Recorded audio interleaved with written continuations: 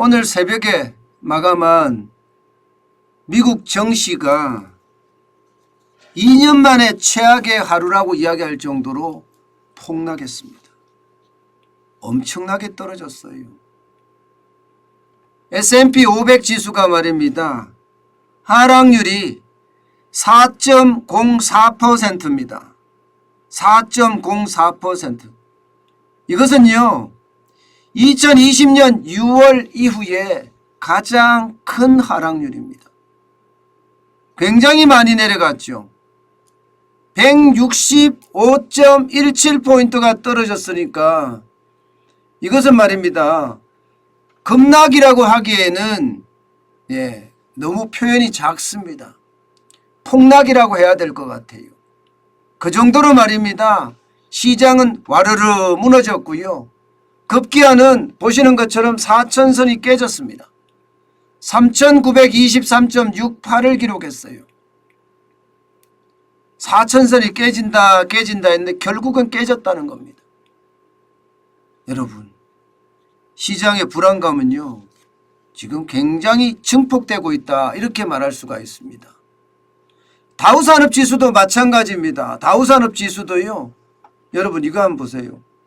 1164.52포인트가 빠졌어요. 3.57%가 폭락했습니다. 이것도 3만이 깨질 가능성이 커졌다, 뭐 이렇게 이야기할 정도입니다. 31,490.07로 마감을 했는데 마감이 중요한 게 아니라 워낙 많이 떨어졌기 때문에 그에 대한 충격파가 상당할 거다 하는 예상까지 합니다. 상당할 거다.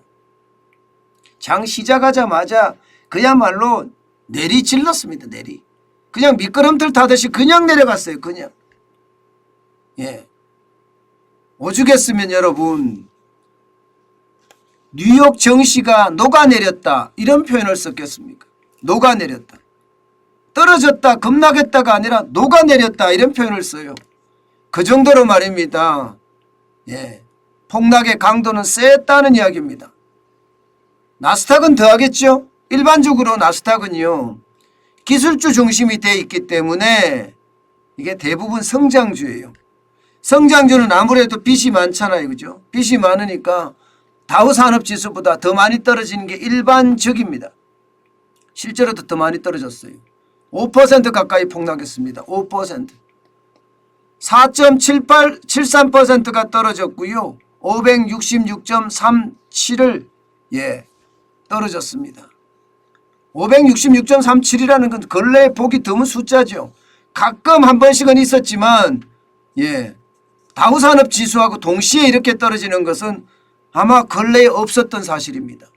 그래서 11,418.15를 기록하고 있습니다. 기록했습니다. 이것도 말입니다. 많이 깨질 가능성이 있는 것 같아요. 많이. 많이 깨진다, 이런 이야기 뭐 쉽게 나오잖아요. 다우도 그렇지요. 3만이 깨진다는 이야기 나오죠. 이미 S&P는 4천이 깨졌습니다. 4천이 심리적 마지노선이 있거든요. 심리적 마지노선. 심리적 마지노선이 무너진 거예요. 이 다우산업도 심리적 마지노선이 3만인데 3만이 깨질 가능성이 있죠. 나스닥도 마찬가지입니다. 심리적 마지노선이 만으로 보고 있는데 이것도 저는 떨어질 수 있다고 생각을 합니다. 그만큼 말입니다. 지금 시장의 어떤 충격파는 굉장히 크다, 이렇게 봐야 돼요. 진짜 변동성이 출렁출렁하죠. 장난 아닌 변동성이잖아요. 어제는 또 엄청 올라갔어요. 오늘은 또 엄청 떨어지고요. 이게 말입니다. 어제만 하더라도 여러분, 미국 증시에서는요, 물가가 오르는데도 소매 판매가 괜찮네? 0.9%나 4월에 지켰네? 뭐 이렇게 이야기하면서 시장의 분위기는 굉장히 좋게 돌아갔습니다. 좋게 돌아갔어요. 인플레이션이 심각한데도 괜찮다, 이렇게 이야기하는 거예요. 여러분, 여기에 5월로 되어 있는데 이거 4월입니다. 4월. 4월로 되어 있는 건 3월이고요. 도표가 조금 틀렸네요. 중요한 것은요, 예, 어제도 올라가면서 놀라키고요, 오늘은 폭락하면서 놀라키고, 참 이것을 보면 시장이 지금 얼마나 충격적인지 보여주는 것 아닌가 싶습니다. 그러면 오늘은 또 왜 떨어졌을까요? 오늘은 이겁니다. 이거. 유통업체들의 1분기 실적이 장난 아닙니다. 월마트만 하더라도요, 1분기 실적은 매출은 증가했습니다. 2.4% 증가했어요. 그래서 1415억 7천만 달러를 기록을 했습니다. 그런데 순이익이 25%나 감소했습니다. 20억 5천만 달러예요. 그러면 여러분, 월마트가 유통업체잖아요. 유통업체의 순이익이 줄어들었다, 이 말은요, 인플레이션의 영향을 받는다 이런 얘기예요. 물가가 올라서 소비자들이 소매 판매는 조금 늘렸는지 모르지만 기업들의 실적에는 쇼크 수준이 됐다, 이런 얘기가 되는 겁니다. 이게 여러분 연관성이 있는 겁니다. 소매 판매가 늘어났다, 그래서 좋다. 실제로 유통업체의 매출이 2.4% 증가했습니다. 그런데 순이익은 곤두박질 친 거죠. 25% 감소니까. 당연히 주식시장에서는요, 순이익이 줄어들면 주식은 떨어지게 돼 있습니다.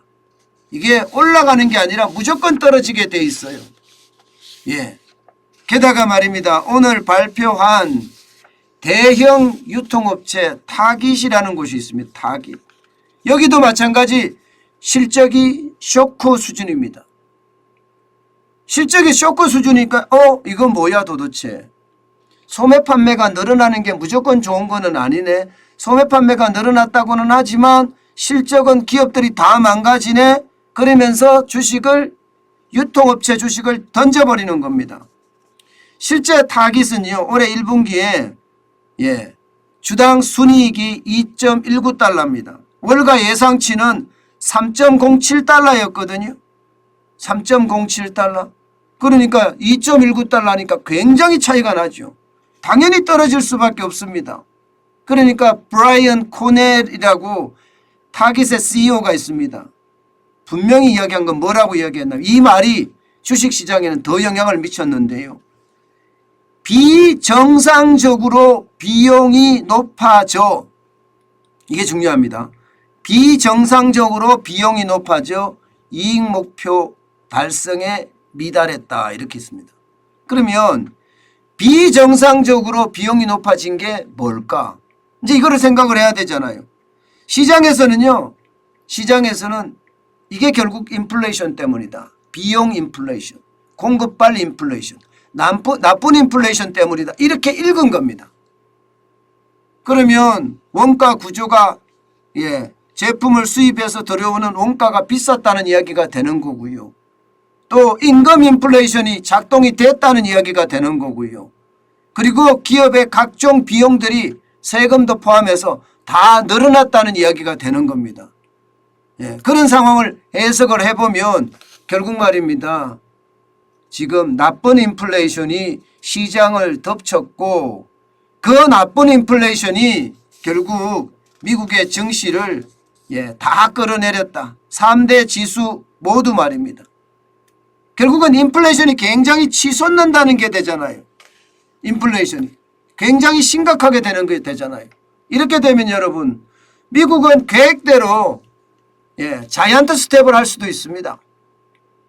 0.5% 금리를 인상하는 것이 아니라 0.75%의 금리를 인상할 수도 있습니다. 여기에 대한 우려감이 뉴욕 증시에 그대로 드러났다, 이렇게 생각을 하면 됩니다. 결국은 소매 판매가 좀 늘어나서 시장에 좀 화색이 돌았는데, 사실 알고 보니까 소매 판매는 늘어났지만 기업의 실적이 엄청나게 25%가 떨어지는 그런 최악의 상황이 만들어지면서 결국 말입니다, 미국에서는 금은 수요일이 됐다? 금은 화요일인가요? 오늘이 목요일이면 금은 수요일이죠. 금은 수요일이 됐다 이렇게 해석할 수가 있는 겁니다. 여러분, 시장은요, 제가 여러분들에게 말씀드렸다시피 시장은 나빠져 가고 있는 겁니다. 제가 예전에 이야기를 했습니다. 경제가 좋지 않다고, 계속 나빠질 거라고. 유동성 때문에 성장하는 게 많고, 결국은 인플레이션에 우리 경제, 세계 경제도 그렇고 대한민국 경제도 그렇고 짓눌릴 거라고 제가 이렇게 여러분들에게 예상도 했고요, 말씀도 드렸는데 그런 상황이 지금 현실화되고 있다는 이야기가 됩니다. 이렇게 되면요, 여러분, 경기 침체는 이제요, 피할 수 없는 운명이 될 겁니다. 대한민국뿐만 아니에요. 대한민국은 더 클 수도 있어요. 우리는 수출 중심이기 때문에. IMF 때는요, 다른 나라는 좋았거든요. 금융위기 때도 시장은 나쁘지 않았거든요. 때문에 수출을 많이 할 수가 있었어요. 게다가 환율의 덕도 많이 받고요. 그런데 지금은요, 세계 경제 전체가 침체하는 분위기고, 특히 말입니다, 유럽 같은 경우는 이게 회복되기가 진짜 쉽지 않다고 이야기하잖아요. 전쟁이 끝나지 않은 한, 우크라이나 사태가 매듭지어지지 않는 한 유럽의 경제는 쉽지 않다 이런 이야기 하잖아요. 우리가 일반적으로 이야기할 때 3대 시장이라고 이야기하잖아요. 좀 동남아까지 하면 4대 시장이거든요. 미국과 중국, 유럽, 동남아. 그런데 그중에서 한 시장이 지금 떨고 나가게 생겼습니다. 그렇게 되면 우리 상황은 좋지 않습니다. 게다가 국내 상황도 지금 결코 좋은 상황이 아니거든요. 유동성 장세가 아직도 시작이 되고 있고, 물가는 정부가 이야기한 것보다가 4.8%라는 이야기보다가 우리가 실제로 느끼는 것은 10%가 넘는 물가 폭등을 경험하고 있잖아요. 이것은요, 결국 소비가 줄어들 거고요, 그에 대한 충격파가 커질 겁니다. 때문에 미국보다가 우리는 더 큰 충격을 받을 수 있다는 것, 우리 있잖아요, 머릿속에 새겨두고 그에 대한 대비책 늘 마련해야 됩니다. 저는 그게 지금은요, 그 어느 때보다 중요한 우리의 어떤 경제적 행동이다, 이렇게 말씀드릴 수 있습니다.